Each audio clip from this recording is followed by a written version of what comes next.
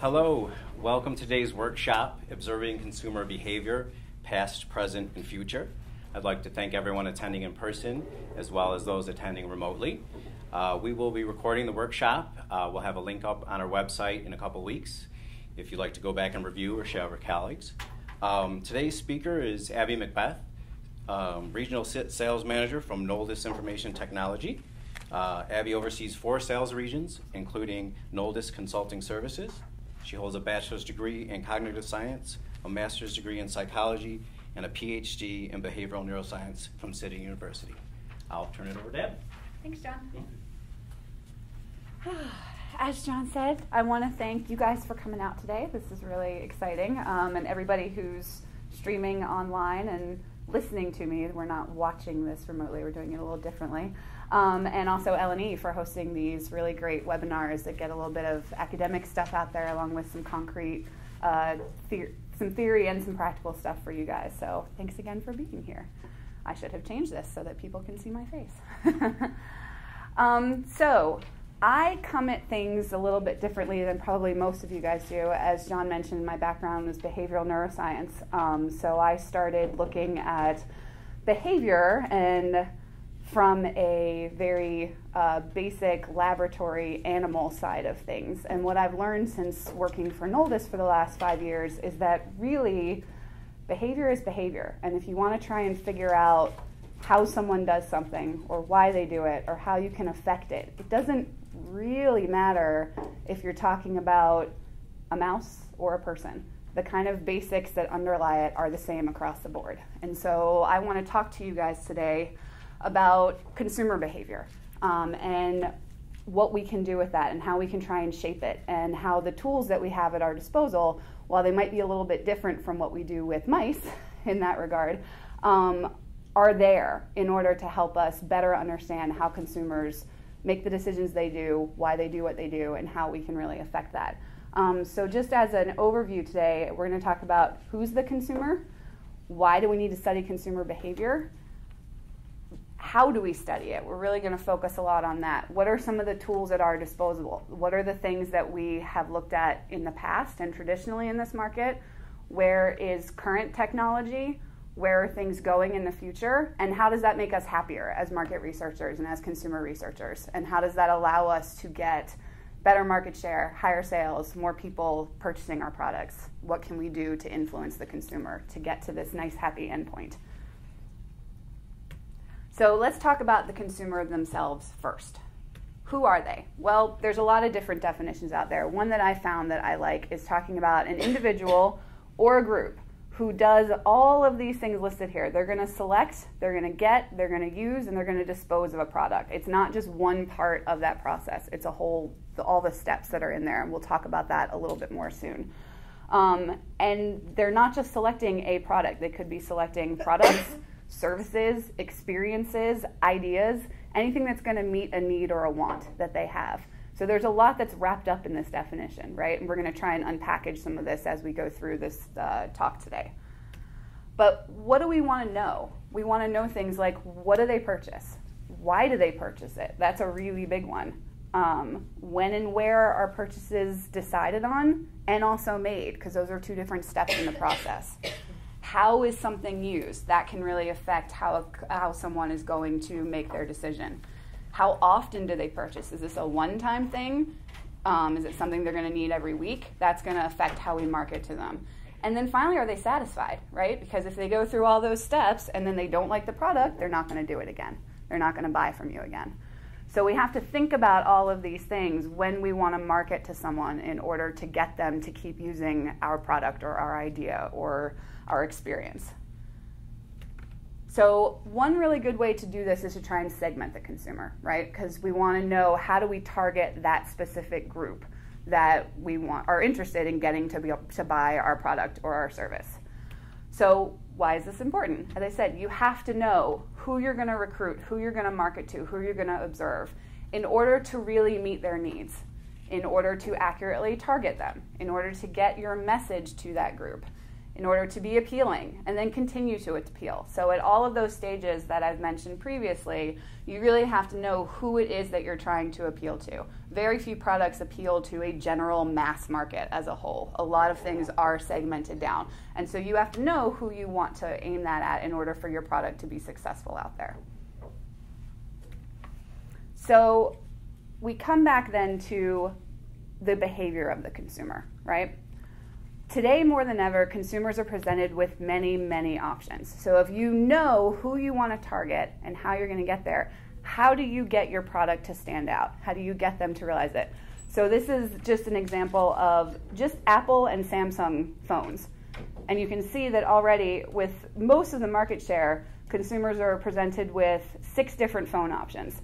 If you add into the other category, only makes up about 6% of the total market share, but then you have HTC, you have LG, you have Motorola. Each of them have different options. You have iPhones and Galaxy Note that of older versions that people still continue to use. There are so many options if we're just looking at cell phones. How do you make your cell phone stand out? How do you make someone want to buy yours over someone else's? That's difficult to do. It's difficult to just present someone with information to get yours to rise above and get them to want to buy it. So one of the things that I really want to focus on today are the ways we can target and use what we know about consumers' behavior in order to get your product or your idea to stand out above someone else's. A really good way to do that is to fill a need, right? To not just be something that someone wants, but to actually say, my product is going to meet a need that you have.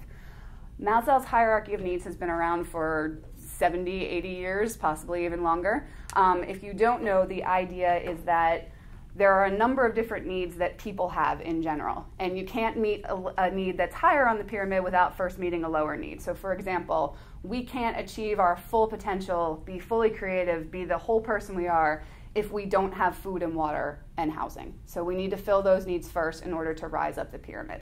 There's been a lot of critiques of this model over the years, particularly that it really only focuses on Western cultures. It doesn't take into account a lot of other things. But in general, we can target broad markets by looking at this. So for example, you can focus on specific needs or products that might even fill more than one need. So let's say you have products that fall into some of these categories. So we know that medicine and groceries are going to fill those much more basic needs for food. Insurance and retirement can help fill a safety need. Clothing or grooming can help you feel like you're part of a group. Cars and credit cards can help you feel like you've reached some level of prestige or accomplishment. We know that's how Lexus sells and markets itself to people. And then once you know with your product what hierarchy where you fit into that hierarchy, then you can market appropriately. So Cheerios has their whole campaign for being heart healthy. So they're selling you cereal by saying it's going to make you healthier. It's good for you. Not just to taste good, but it's going to actually meet that need that you have. Allstate, you're in good hands with Allstate. We'll make you feel safe. We'll make you feel secure. Buy our insurance versus someone else's. And we can go through all of these. But what's really nice to see is that in having this general slogan and in someone trying to fill this need, you can then even subdivide. So for example, the Army has used for a long time, be all that you can be. But if you look at ads that are targeting trying to get women to join versus men to join the Army, those ads run on that general slogan, but they work very differently because they're trying to fit the needs and desires of women versus of men, and you have to market to them differently. So you can have these general ideas, but then again, knowing your market and how it's going to segregate and what's going to work for one group versus another, you're going to set that up a little bit differently.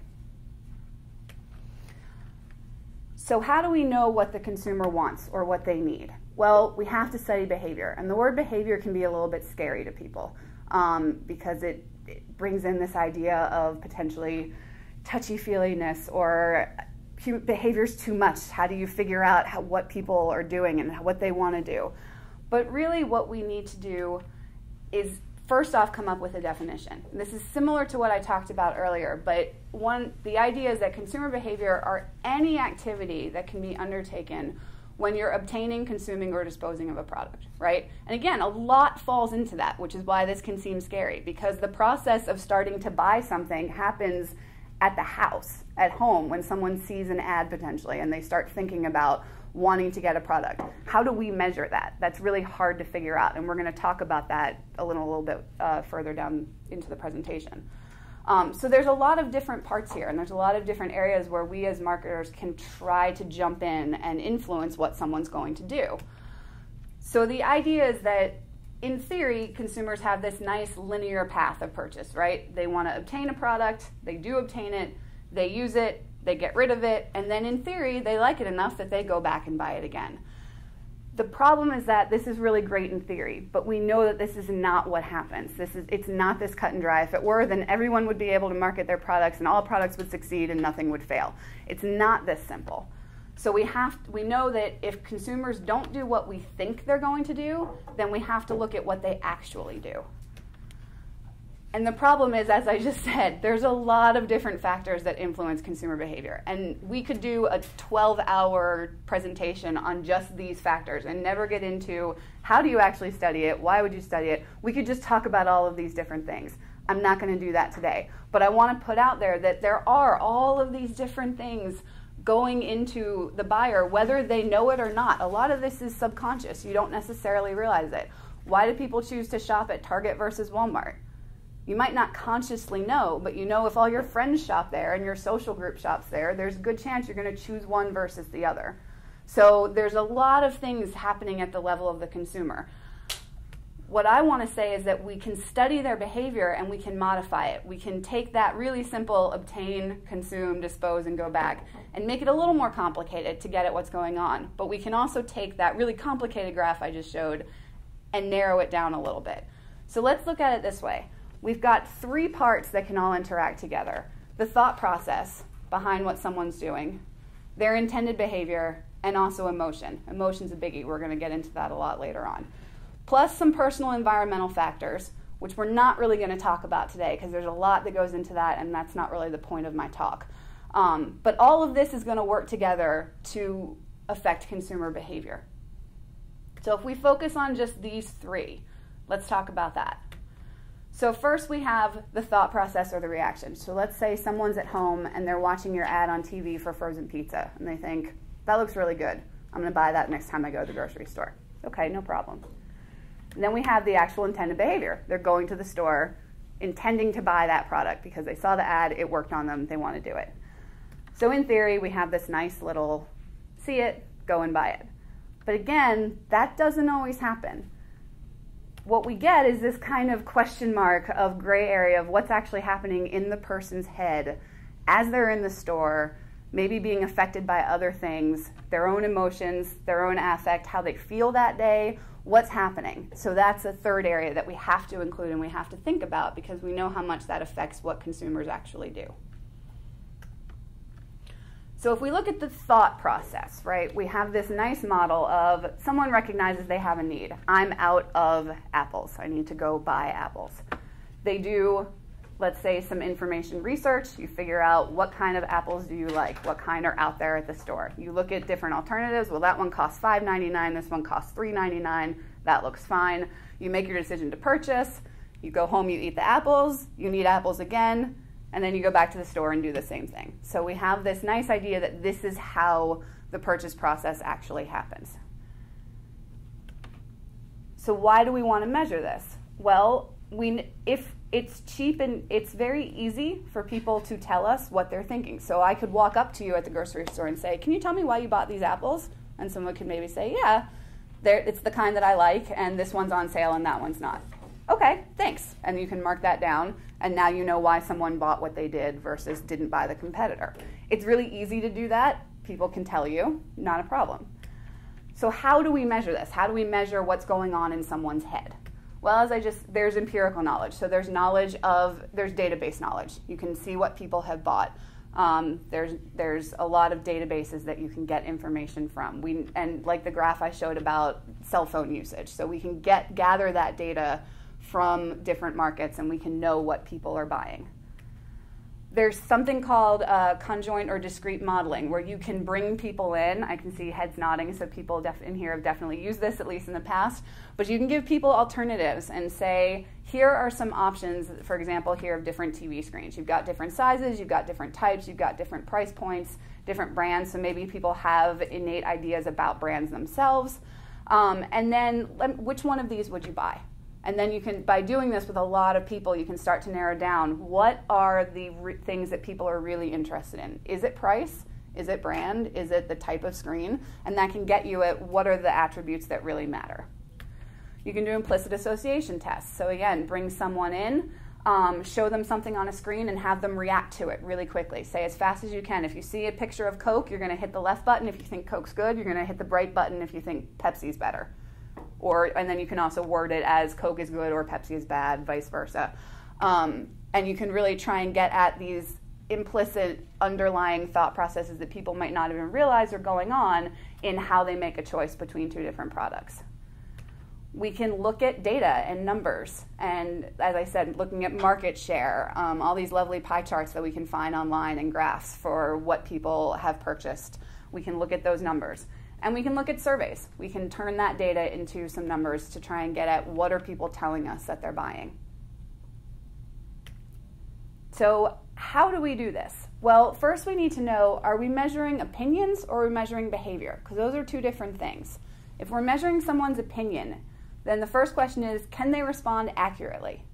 If the answer to this is yes, and today we're not going to deal with if the answer is no, because that's a whole other area of research, then we can do things like interviews and focus groups and surveys. So you can sit down with people in a group by themselves and you can say, what do you think about this?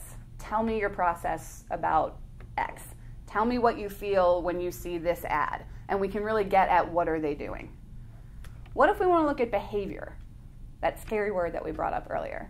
Well, can you observe it? That's the first question. If the answer is yes, then you can do things like scanner data. So you can gather data from, we all have on our keychains, those little tags when you go to Walgreens or you go to the grocery store, they scan your card and you get the discounts, right? What they're really doing is gathering data on what you buy.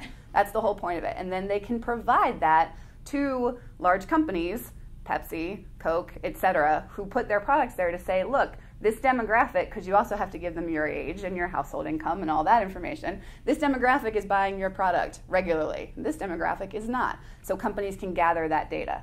You can also observe people. You can actually go and see what do they do when they're out shopping or when they're watching an ad. If it can't be observed naturally, then you can do some things like actually running some experiments, gathering physiological data, gathering eye tracking data. We'll talk a little bit about that more at the end.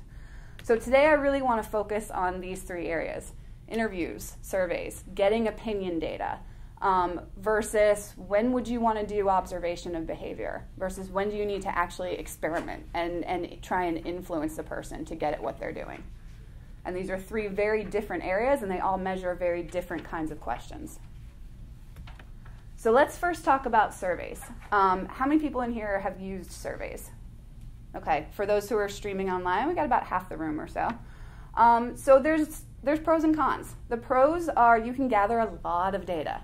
As you know, you can have short surveys, long surveys, get very detailed responses. You can reach many respondents. You can send out surveys, especially through sites like SurveyMonkey. You can send out thousands and thousands and thousands. It's inexpensive. It doesn't really cost that much to do. That's really great. It's a great way to gather a lot of data. The problem with that is, what do you do with that data, right? You have a lot of data now. How do you analyze it? How do you get at what's the most important thing there? You need a lot of respondents to get accurate survey data, or else it's not reflective of the population as a whole. You can get low response rates depending upon how you send it out, so then you would have to send out even more to try and get at a good enough sample. And they can be very susceptible to bias. It's very difficult to write a survey that doesn't have your own natural bias in some way peeking in through it. And often the biggest issue is people don't often know why they feel the way they feel. We always have that thing about, well, it's just a gut feeling. So people may say, well, I just like Apple more than Samsung. Okay, that doesn't necessarily tell us a whole lot about why you bought what you bought. Like, we know that you bought it, but we don't really know why when you're saying you just like it more. So sometimes it can be hard to really get at exactly what's going on. What about doing a focus group? L&E does that a lot here. They have a lot of space to recruit people to get into focus groups. Are there anyone here that uses focus groups? Okay, a couple fewer people. But nice thing with focus groups, you can get at really broad issues, right? You can have them talk a lot more about what they think about something and expand upon answers. With surveys, of course, it's going to be very concrete. What did you write down on there? They're going to answer that. With this, you might see a little more elaboration from people. Consumers can play off of each other. Oh yeah, what she just said reminded me of this. And you can target a very specific demographic. You can pull in people you can get all women ages 25 to 35 who live in a certain area and really see what do they feel about something. The problem is it can represent a very small sample size. If you pull in people from just one city, is that really representative of the country as a whole? Maybe not. There can be worry over what others in the group think. Sometimes people have a hard time speaking up when there's others around because they don't want to be seen as stupid or as not going along with the group. And it can be difficult for the person who's running the focus group, maybe especially if you're doing it yourself, to remain aloof from that discussion because you don't want to guide that discussion. And again, it's hard for us sometimes to keep our own biases out of things. So these are really great for very specific purposes, but we have to remember that it doesn't necessarily apply to all situations. What about doing an interview? Is there anyone here who does one-on-one interviews? Okay, wow, more than I would have thought. That's awesome. Again, about half the room or so. So the great part of this is it's very in-depth, right? You're going to sit down with someone, for those who don't know, you're going to really sit down with them and find out, we want to show you this ad, or we want to talk about this product, or something that you've purchased specifically. Tell us what you think. Tell us what you feel. What went through your head as you were buying it? What went through your head as you were using it? And you can get some personal interest stories from that, which is nice, especially if you're doing an ad campaign. We all have seen the ads where you use that, right? Where they're pulling in, this is Beth, and this is her user story about this baby product, for example. And that can tug at people, and it works really well for marketing. The problem is it's costly, right? You can only interview one person at a time. It's going to take a lot of hours to do that, or you have to have a lot of people doing it, which costs your company more. And it's really hard for there to not be bias from the researcher. If I'm sitting down and talking to you, as you're talking to me, if I'm nodding along, I'm inherently encouraging you to keep going with that line of talk, even if I don't realize that's what I'm doing. If I smile at you, you're going to think, oh, she's happy with what I'm saying here. I'm going to keep going with that. If I maybe get a little bit of a puzzled look, you might stop saying what you're saying. And I don't even necessarily know that I'm giving you that feedback as the interviewer. So it can be really hard for us to not guide that interview as we're doing it. Again, it's useful, but it can be difficult to carry out effectively. So it's just something we have to realize is that keeping that bias out, especially in an interview, is difficult to do. So what's interesting is if you look online for companies that do consulting in consumer research, across their websites, this is what you see. We provide demographic data, we provide surveys, we provide focus groups. We even do it, the yellow that I have here is from our company. We do surveys on our customers to get potential new markets and where we want to go. Surveys and all are really, really useful. None of this is to say that this is not good data. We've been doing surveys for a long time because they work. There's a lot that you can get from it. And again, if you're hiring a company to do this kind of research, that's a lot of what is out there. But I think it's important to keep in mind that when you're doing survey research, you're getting opinions from people. You're not necessarily getting what they're actually doing. And memory can be a little bit tricky. And so when you ask someone what they did when they went shopping even 2 weeks ago, it can be really difficult for them to accurately give you that response. But we want to understand what they're thinking because we want to know what they're doing. We want to be able to measure things like purchase intent. How likely is someone going to be to purchase the product if they say that they're going to? So yeah, I plan on purchasing that next time. Okay, so I want to know your thought process that's going to get you to actually purchase it. So you can ask people, What's true about your product? Yes, I plan to buy it. Nope, I definitely don't plan on it. Okay, why? And then you can talk to them about why that might be. So we want to get from their thought process to what they're actually going to do. And we want to do that because then we can tap into their reasoning and their logic skills while they're thinking about a product to get them to buy it. So we can use things like numbers, sales and discounts. When we see 60 to 70% off, we get really excited because we know that's a really big discount and we're getting a good deal. Does everyone recognize where this is a symbol from? What store? Kohl's, right. How many people here shop at Kohl's? Nope, not too many here. I do a lot. I have kids, and so we have to go a little bit cheaper on the clothing. But how many people shop at JCPenney? Okay, a couple more. Do you know what the kind of famous thing that happened with JCPenney a couple of years ago? Yeah, JCPenney had a complete failure in trying to overhaul how they did sales. So they marketed that we were not going to do sales anymore. This is your low price.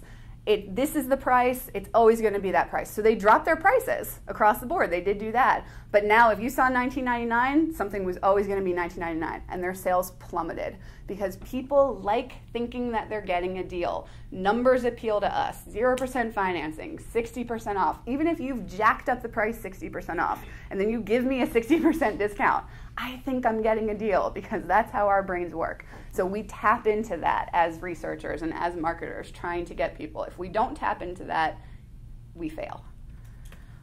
Giving people options or choices or visualizations. I don't even necessarily have to tell you what this is, and if I say which one looks best, we're all probably going to say the one on the right. There's more coverage there, covers more of America. You have no idea what that's a graph of. Sure, it's the phone coverage. Right. It could be. It's not necessarily. I could have just made this graph and picked certain parts, and you're going to assume because you've seen those ads that that's what it is. So our brains like visualizations. We like numbers. We like seeing these patterns, and so we can tap into that to get people to use those thought processes to get them to actually act. So we figured out consumers, right? We know how they think. We know that they use these nice logical thought processes. We can get them to buy our products every time without a doubt. No. Remember, we have all these other things that we've talked about here. So we talked about the thought process, but we know from what we talked about before that that thought process does not always equate to actual behavior.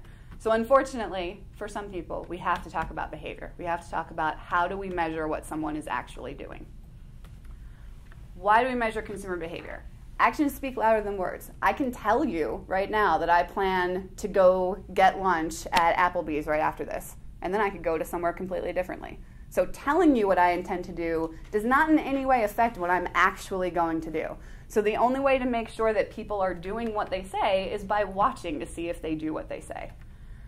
Behavior doesn't always match what people think they're going to do. You can think when you're at home, I plan to buy this product, and you go to the store, and it changes completely in that period. So we have to figure out what are people doing and why are they doing it.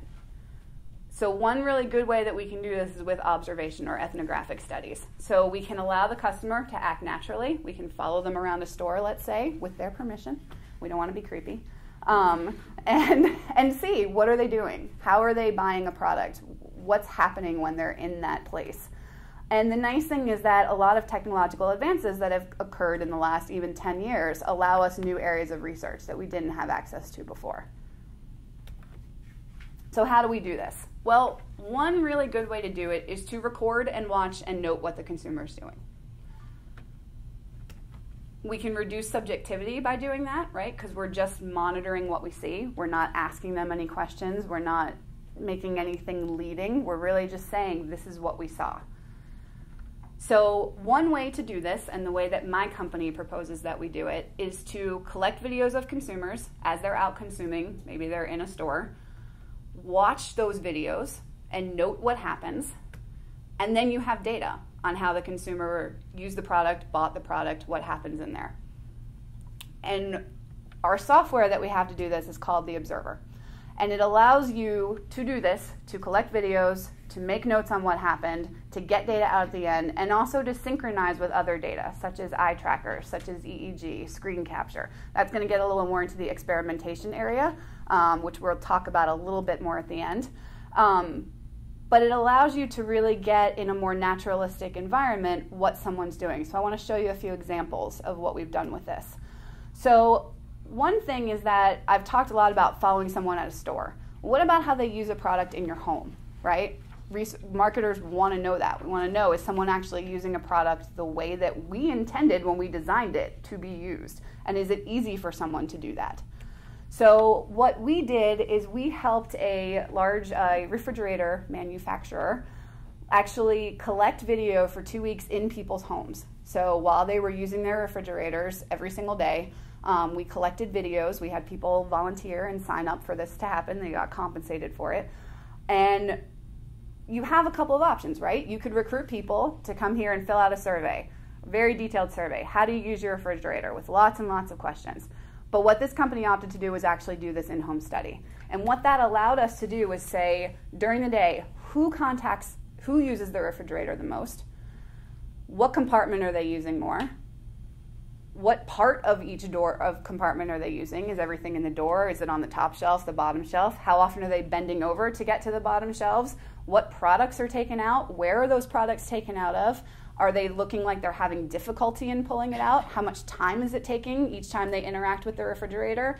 You can't get that data from a survey. It's not possible. So this isn't necessarily going to be applicable for every single type of product out there, or every single type of idea. But for some things, this is really the only way. And there are companies that have labs in their facility where they'll have people come in and they have a fake kitchen set up, and you can test out this kind of thing. But again, it's not your home. It's not your refrigerator. It's not your products. And when you're in a laboratory environment, your behavior changes a little bit. We really wanted to see in this case, how is someone using it in their home? Here's a little more of a laboratory study. This was done at the Restaurant of the Future in the Netherlands, which is a really cool facility that we've helped to wire up with miles and miles of cabling and cameras. But it's done in partnership with the University of Wageningen. And it's a restaurant. You can come in, just order whatever food you want. It's just a normal cafe. But they also have the ability to record people. And when you walk in, there's a sign saying that you may be recorded. And by coming in, you are giving permission to be used in any experiment. So you don't actually have to sign anything. They just have the notice there. The rules are a little different in the Netherlands than they are here. But it allows food manufacturers to come in and experiment with how do you present food to people. And so this one, so again, you could survey, right? You can ask people once they're done eating, hey, what did you do? Why did you buy what you bought? What did you actually buy? But again, if they've taken 30 or 40 minutes to eat their meal, do they even remember the decision that they made when they picked it up off the buffet? Probably not. So instead, we observe the actual behavior. So one study that we helped with was they wanted to know, does presentation affect how someone chooses to buy a certain food? So they presented different chicken sandwiches. Some were labeled new, some were labeled lower price, and some were labeled healthy. In actuality, they're all the exact same sandwich. It just had a different label on it. And what they found at the end was that men preferred things labeled new, and women preferred things labeled healthy. Now, that's not necessarily groundbreaking research, right? We could probably expect that that might have been the outcome. But if you ask people afterwards, which of those sandwiches did you buy? Most people don't even remember that there was a sign there saying new. They made that choice at the outset and then forgot about it. So if you'd ask someone afterwards, did you buy the new one or the healthy one? A lot of people will say, I don't remember. So only by watching them were they able to understand, if we want to market this to men, we might have to have it say new or interesting and get it that. If you want to market it to women, label it as healthier, and that's going to help them to do it. So again, doing the observation really got at data that we might not have gotten at any other way. One more example, just a quick one. Which yogurt does a target demographic prefer? So you have them bring in, you do a taste test. I think, is it Yoplait who does they have ads on TV where they do that, right? You do taste test differences. And again, you can ask someone, oh, I like A better. But why do they like A better, right? You can't necessarily just do that if you're asking them right afterwards. So what we did was we helped to actually look at behaviors. It's really hard to see, and so the data doesn't matter too much, but it's things like, were they looking at the product or were they looking somewhere else? So while they were eating it, were they just kind of spooning it into their mouths and looking away, or were they really focused on the product? How much time did they spend actually masticating and chewing the yogurt or swallowing it. And so how many bites did they take? How many times did they lick the spoon? That's not something you can get unless you actually observe what's happening. And what we ended up finding was that for yogurt A in this case, people spent a lot less time licking it and a lot less time chewing it, and they ate it a lot faster. And so the conclusion was that they liked it better because customers who were chewing yogurt B were spending a lot more time eating it a lot more slowly. We're taking more smaller bites. So the interpretation was that they ate yogurt A faster because they liked it. You can but then you can follow that up with a survey, right, and see is the behavior actually, or someone could say, well, I ate that one faster because I didn't like it as much and it didn't taste as good. So in that case, you might want to do a combination of the two to get at not just did they like it better, but what was the behaviors that influenced them liking it. Maybe it was creamier, it was easier to eat. So if we're doing direct observation, there are some pros, right? I've talked about some of the pros. You can get very in-depth. You can note exactly what the consumer is doing. You can note a lot of activities because you're going back after the fact and you maybe have videos and you can keep going through those videos and looking at very detailed behaviors. There's not as much bias by the researcher because you're really just observing what's happening. And you can easily analyze a lot of data sets. However, there are some cons. It can be costly. So you'd have to recruit a lot of people. You're going to spend a lot of time going through those videos after the fact, noting what's happening. You're going to get a lot of data. And so figuring out exactly what to do with that data can be a little bit difficult. Once you have all these numbers of what people are doing, how do we figure out what that actually means? And it does require a little bit of beforehand knowledge of what you think your outcomes are going to be, because you don't want to spend time noting every single behavior if half of them end up not even mattering for the outcome that you want anyway. So you don't want to waste your time and waste your resources. So I think that direct observation can be an ideal way, and sometimes potentially the only way, to measure consumer behavior for specific products. But it's not the only way in general. It's again, a new tool that we can start to add now that there's technology that allows this kind of thing to happen. So now we figured it out, right? Now we know what people are thinking. We know how to measure what they're doing. But there's that one little pesky part left of emotion, and that people don't necessarily think the way we think they're going to. They don't necessarily act the way we think they're going to, because emotion and affect and all kinds of internal things can be playing a role. I like this quote that I found, because we like to think that we're really rational, sane, logical thinkers as people. But this quote I found, there's no evidence whatsoever that men are more rational than women. Both sexes seem to be equally irrational. And in a lot of cases, particularly in the terms of consuming goods, we're very irrational about a lot of things. And the things that we buy and the way that we do it don't make a lot of sense. I have friends near where we live that will drive 40 minutes to go to a store because they like that store, when there's a store that sells pretty much the same items closer, but you like that store for whatever reason, so you're going to go out of your way to go to that store.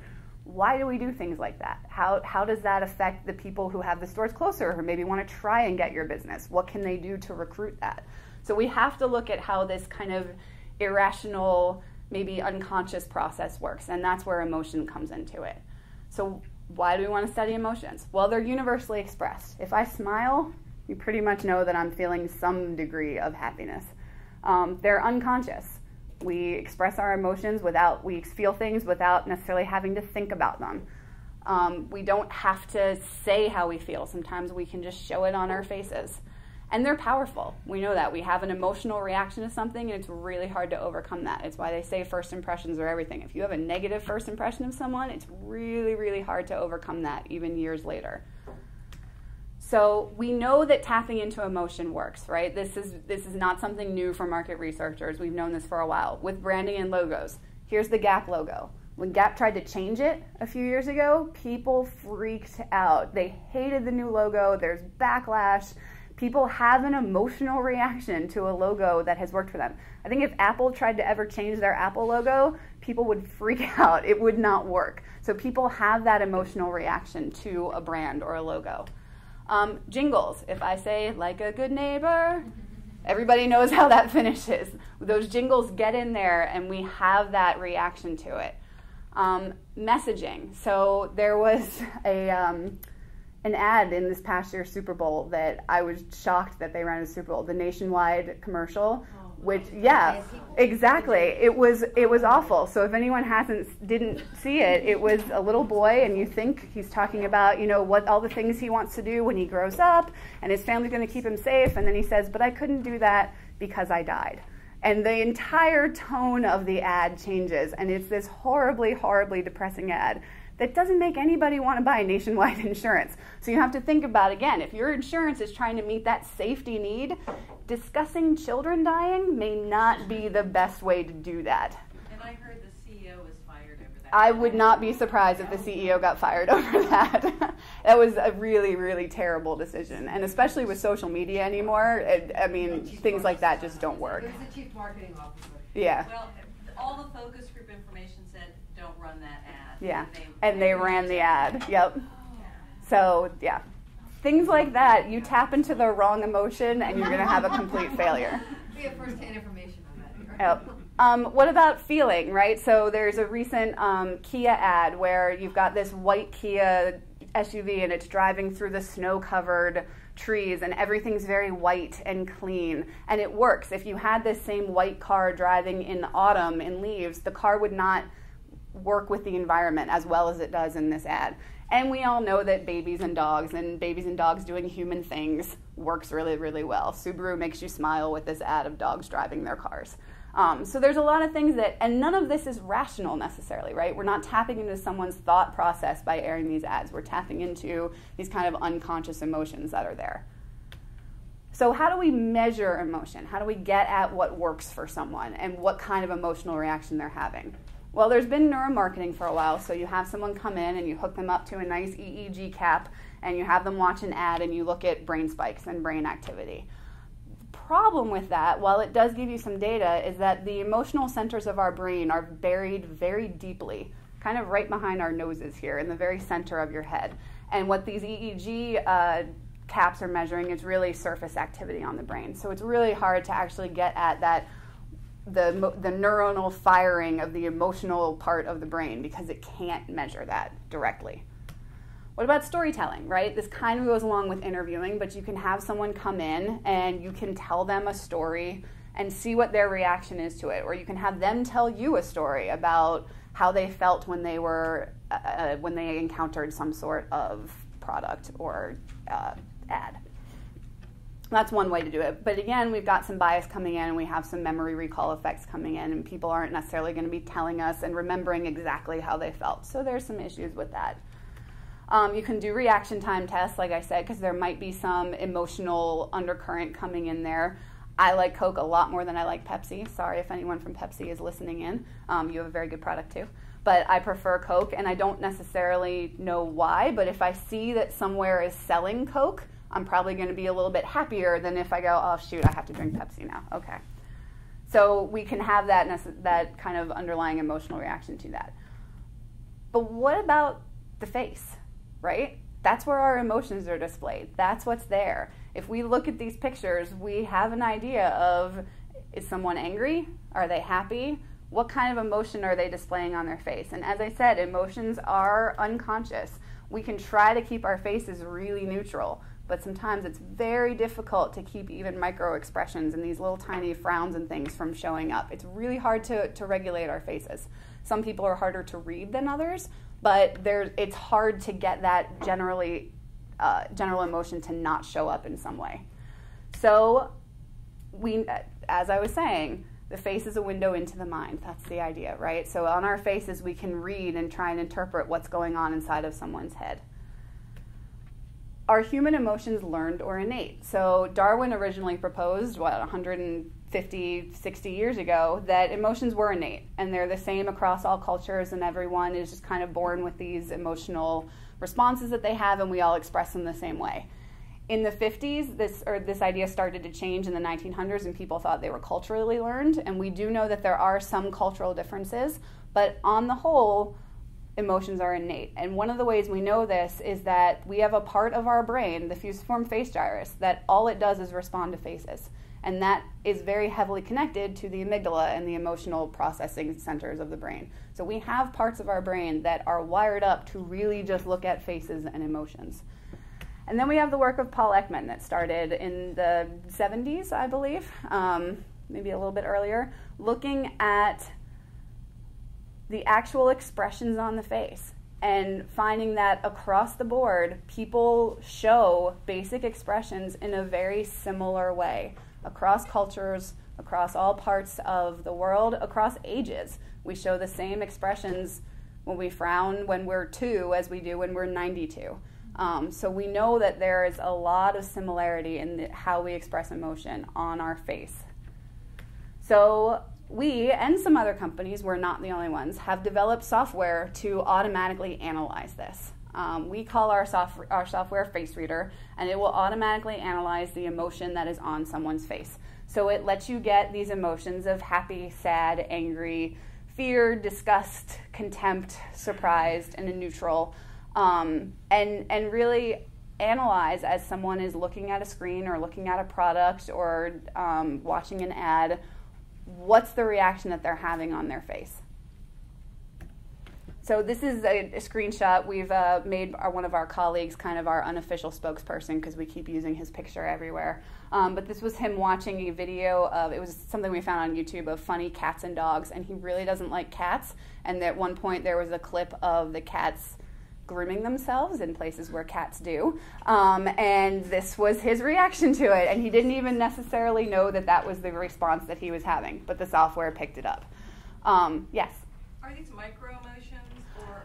Yeah, so what our software does is it's looking at over 500 points on the face and creating this mask over the face that corresponds to coded images that are in the software. And it's using the underlying facial action units that make up those micro expressions in order to do that.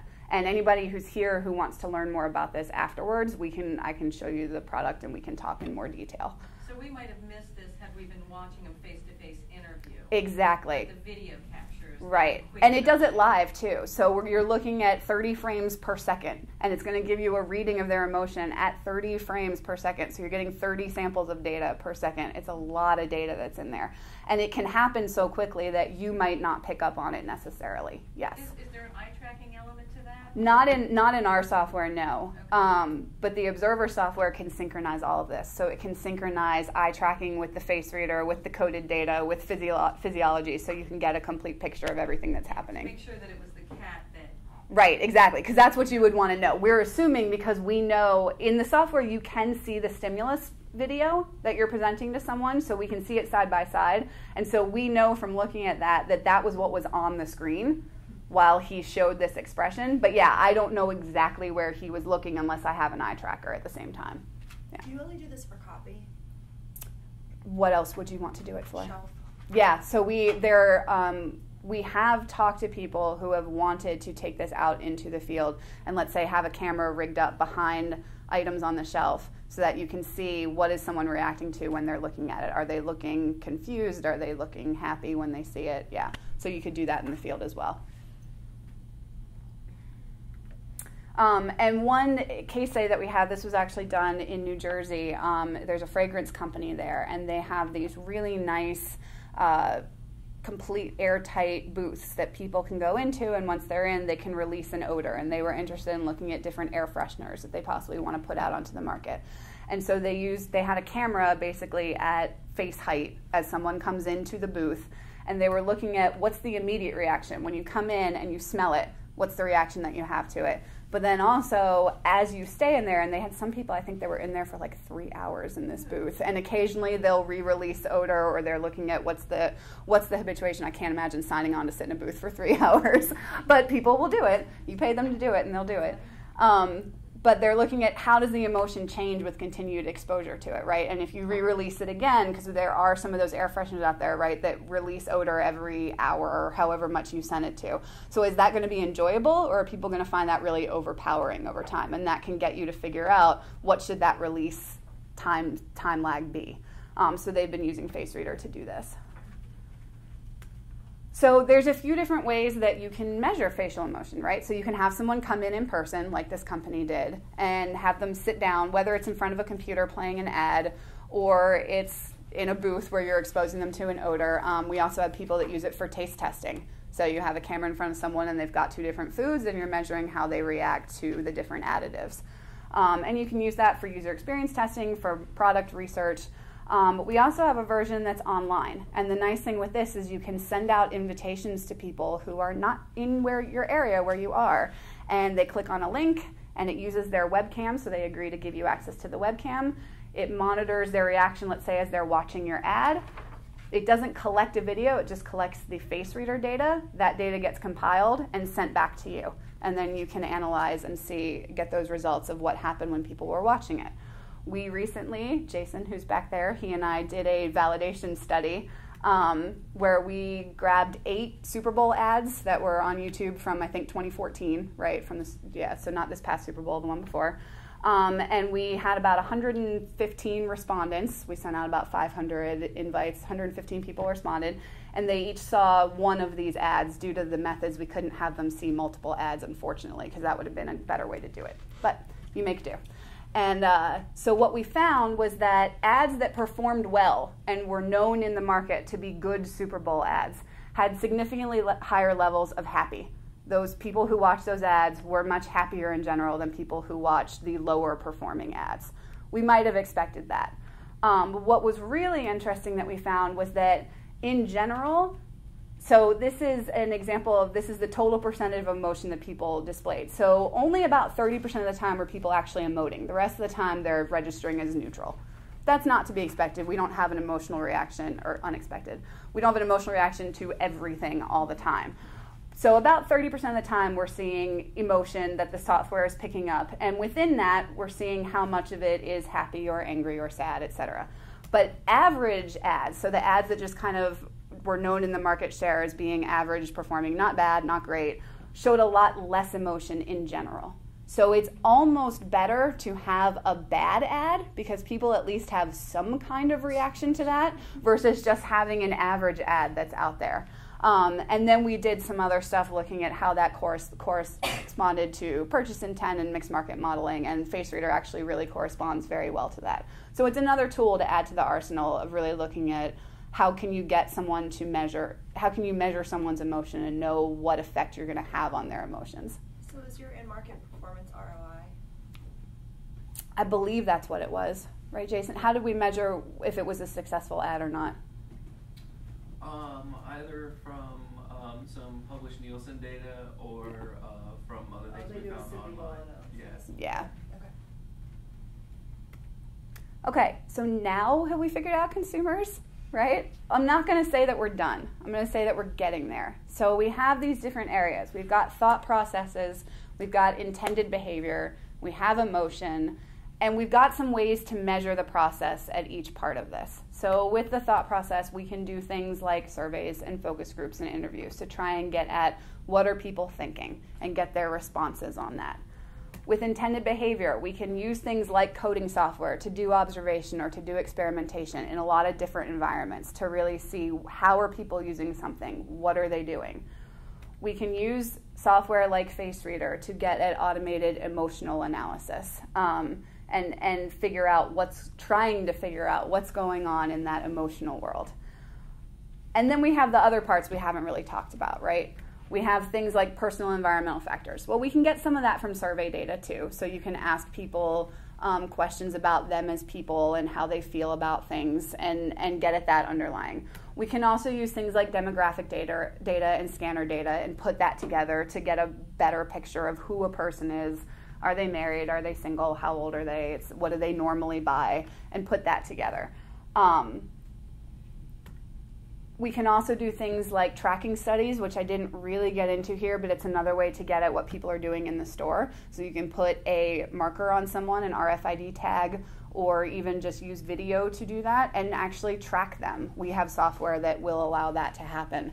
And again, you have to get permission, but you can track someone as they're walking through a store so that you can know what path are they taking. If I'm a company and I've paid more money to have my product be on an end cap, because in theory more people will see it there, are people going down that aisle to see that end cap, or is that a really terrible place for my product to be? If it's on the shelf, are people, even if you're using eye tracking in the store and people have on glasses, because there are eye tracking goggles that you can wear so you're not tethered to a machine, are people, as they're spanning, do they even look at the bottom shelf, or are they only looking at eye level? So you can do this experimentation in the store to try and get even more at what's happening, what decision processes are people making as they're there. And I think with all of these things together, we can have a much better understanding of what's going on. There are still factors that I think this doesn't necessarily answer, but we always have new tools that are being brought out onto the market to try and get more and more at what's actually going on. And by combining a lot of these tools to answer very specific questions, I think we can have a much better idea of what are consumers doing and how can we affect that. So I want to thank you guys for being here and listening, and everyone who logged in online. This is my contact info. If there's any questions afterwards and anybody wants to get in touch with me and just talk more about some of this stuff, I would welcome the opportunity to do that. Okay. And thanks again. Thank you.